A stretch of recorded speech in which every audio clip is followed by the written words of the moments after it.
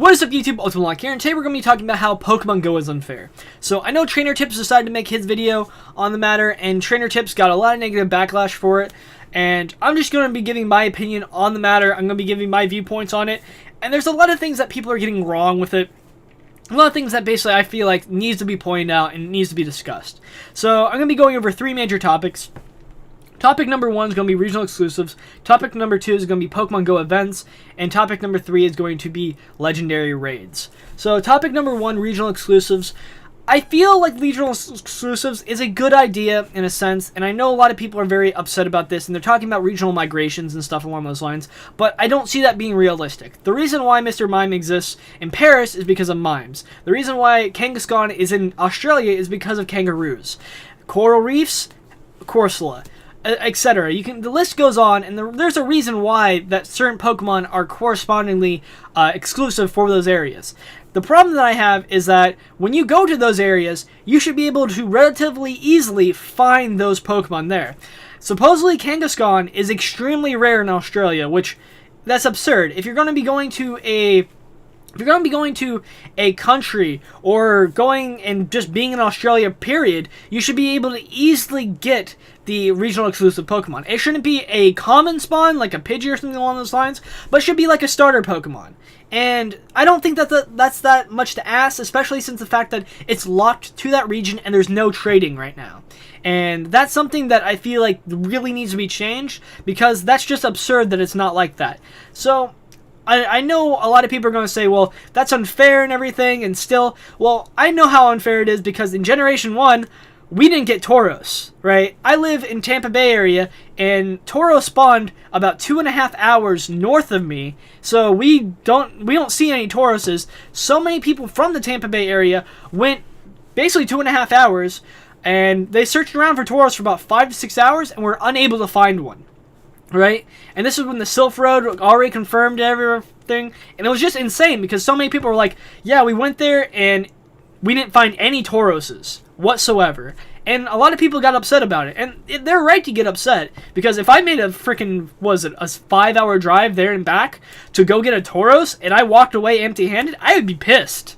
And that's the reason why I didn't make that trip, is because I feel like regional exclusive Pokemon are something that you should be getting from events. So if you guys remember the GBA games, you guys should remember Deoxys, and from Generation 3, and also Mew from Generation 1 and 2.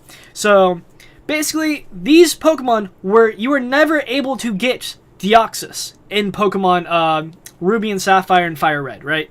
You were never able to get Deoxys unless you went to a Pokemon event, right? You went to a Pokemon event, you synced up your, you might have had to use your GBA cable, or you might have had to use the wireless signal adapter, and you would go off and you'd be able to get the ticket to go off and push the pyramid thing around and unlock Deoxys. That was the only legitimate way to do that without using an action replay. So yes, they've been doing this idea, which basically says, well, if you go off and you want to get something, you have to come to an event. And that's how Pokemon GO is. I think that Pokemon GO, with their events, they need to really kick it up a lot. Because if you're going to be having regional exclusive Pokemon be in basically only acquirable at events, other than just going across the world, which is absolutely absurd to expect people to do that for a Pokemon game. But if you're going to go off and do that, you need to actually have, like, probably about 10 events a year, at least. And they need to be spread out. That way people have equal chance to actually go to these events. They can't all be in New York. They can't all be in California. They can't all be in Florida. They can't all be in Indiana. They need to be in places where people can actually go there. Like, a lot of people are going to say, well, I still can't travel there. Well, you have to put in some effort, right? You can't just say, I want to get regional exclusive Pokemon like this, and expect Niantic to do that, because that would just destroy the entire purpose of why you're wanting regional exclusive Pokemon. They're supposed to be rare. They're supposed to be hard to acquire. That's the entire point of regional exclusive Pokemon. And I really feel like they need to just basically bump up the events and do this much more often, or have even mini events, like the Pokemon GO Safari things. Have it to where they're at national parks or something along those lines. Have it a way to where people can get the regional exclusive Pokemon, essentially without it basically destroying the point of regional exclusive Pokemon. So, topic number 2. We're going to be talking about Pokemon GO events. So, like I said in topic number 1, Pokemon Go events are basically needing to get bumped up. If you're going to be going off and doing Pokemon Go Fest, that needs to not happen just one time a year, because most likely the next Pokemon Go Fest event's going to happen in California. I'm sure that's going to happen, and then everyone on the East Coast is going to be like, what the hell, man? Where's our events, man? They are, like, right now, today, Kangaskhan got released in California. We don't got crap over here. We're always screwed over, because whenever an update rolls over whenever an update rolls out, East Coast is always the ones that are never getting it at the latest. So it just sucks to be us sometimes. So we're just waiting for our events to actually come out. But yeah, there needs to be more events. There needs to be more partners with Pokemon Go to where you can go off and host more events, because everything doesn't have to be on the scale of Pokemon Go Fest, but there can be smaller events that can really help out. Example, Metrocon, Megacon, all the Comic-Con stuff. All those things could easily feature Pokemon Go as well. 1, it would sell more tickets for those events. 2, it'd be obviously featuring people to go off and possibly join in Pokemon Go. And 3, there's a lot of stuff that can happen with Pokemon events that maybe they can go off and tie it into the GBA games, or not to GBA games, but into the Pokemon main series games, or something along those lines. They could go off and tie a lot of stuff with Pokemon Go with the main series games. They need to do more stuff, and they need to make it where it's easily accessible for a lot of people to just, instead of having to leave their state in the United States to go to these events and fly across the country, it should be more along the lines of, well, in my state, probably about a 3 to 4 hour drive, there's a Pokemon Go event happening. I'm just going to go take some of my buddies, and we're just going to go there instead. That way you don't have to go to these crazy events that are all the way across the country in, like, frickin' Chicago, frickin' Japan, obviously. Like, it's just crazy that a lot of people are doing that. And another thing I want to talk about is the whole YouTube controversy with YouTubers. So many people are saying that Trainer Tips is entitled, Mystic 7's entitled, etc. And 1, you need to really understand that that's not entitlement. A lot of people are using that word, and that's the incorrect definition of it.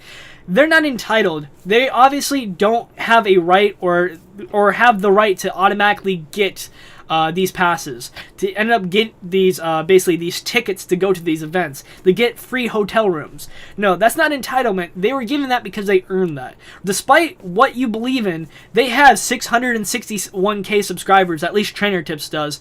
I believe Mystic 7 and the rest of them have even more, and that alone is amazing for just being on YouTube in general, and that's amazing promotional material for Pokemon Go.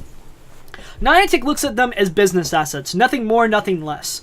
They need to have their events covered, and these are the people that literally talk to the community on a daily basis. So there's no one better to have them feature their events. So of course they're going to get free tickets. Of course they're going to get first in line on these events. Of course they're going to get all these free special things. That's just how it is. That's not because they're amazing people. That's not because they're so special, so lucky. That's because they put in an insane amount of time uploading content for Pokemon Go every single day. I'm sure I'm not alone, and probably a lot of you guys that are watching this video can relate. Everyone pretty much quitted Pokemon Go, stopped playing this game when it was dead for about 3 to 4 months, when there was 0 updates, there was nothing. Literally, it was Pidgey-Go. It was Pidgey-Go, and it was like, holy crap. People were flipping out, literally flipping out at the aspect of seeing a buddy system come out. It was like, oh my god, the buddy system's coming out. Holy crap, we're gonna be able to get candies. And now we look back at that and we kind of chuckle, because the buddy system was like, yeah, it was kind of a major update, but it was like, it's not that amazing compared to like this new update, like with raids and everything. With the gym rework, this really now feels like Pokemon Go. And I think that they could really fix a lot of things with Pokemon Go, especially with Incense, because those are really crappy. But that's what I think about the whole Pokemon Go events situation. Lastly, we're going to be talking about legendary raids. Now, legendary raids are something that I'm kind of conflicted on, because I do like the way they are right now. There's nothing wrong with them, and I do understand the pain and suffering that role players are going through. But to be truthfully honest, that's never going to change. The entire point of the gym rework, right, was to make Pokemon Go from a single-player game into a group game. And they succeeded, because now we have Discord channels, now we have Facebook groups, now we have all these other groups to correspond with one another and get them to go to raids.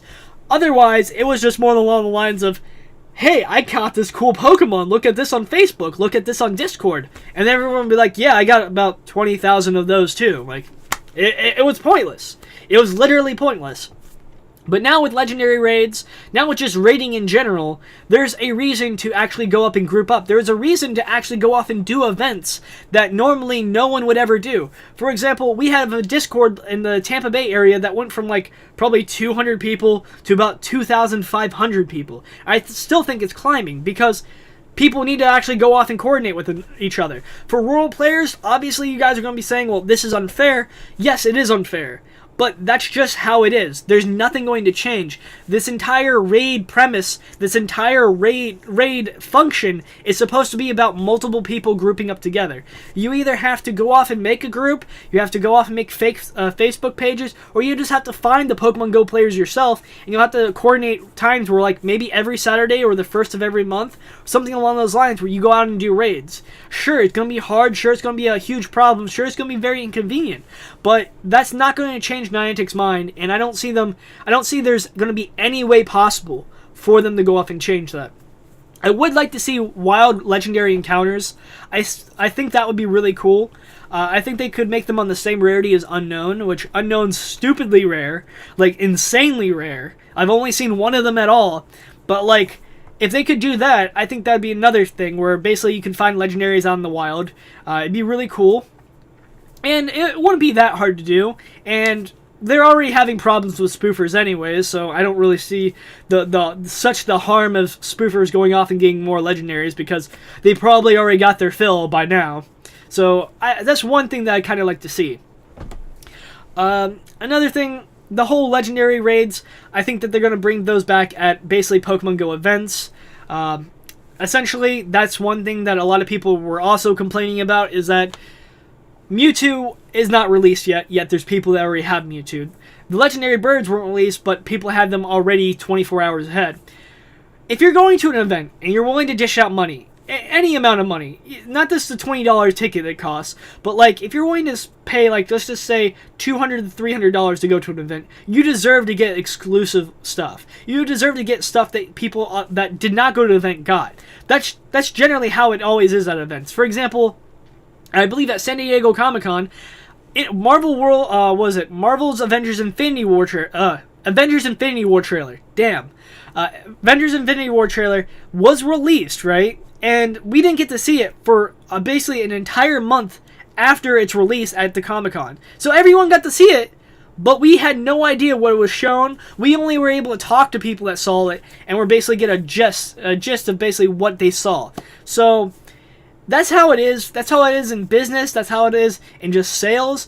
Whoever shows up is basically what you're going to get. So if you're looking to do the legendary raids and you are a role player, obviously just try to go off and get enough money to save up and plan for a trip to go to a Pokemon Go Fest event, to plan to go to any sort of an event that's Pokemon Go related. And I'm sure Niantic's going to be re-releasing legendaries at those events. Obviously not around the world, but mainly at those events. Because right now, I'm pretty sure everyone, including myself, is having legendary fatigue, because holy crap, we were told that these legendary birds would only be around for 1 week each, and now they're around for like an entire month and a half. That's absolutely insane. So, yeah, these are just my thoughts and opinions. Let me know what you seem to think. Let me know what you think that Niantic should do. As always, thanks for watching. Make sure to comment, rate, subscribe, and peace out.